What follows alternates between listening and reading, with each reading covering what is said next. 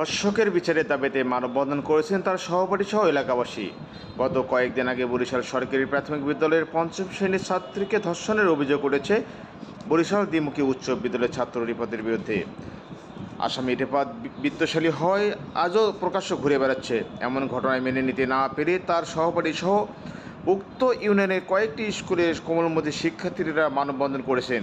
তাদের দাবি, খুব দ্রুত গতিতে আসামিকে গ্রেপ্তার ও সর্বোচ্চ শাস্তি ফাঁসি। এ সময় তারা বলেন, আমরা ধর্ষণ নির্যাতনের বিচার চাই।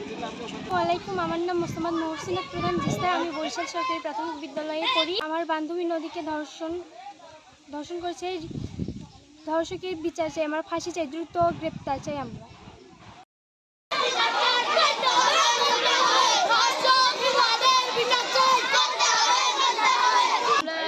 আমার বান্ধবীর ধর্ষণ হয়েছে, সেজন্য আমরা বিচার চাই, শাস্তি চাই, গ্রেপ্তার হোক ও ফাঁসি হোক।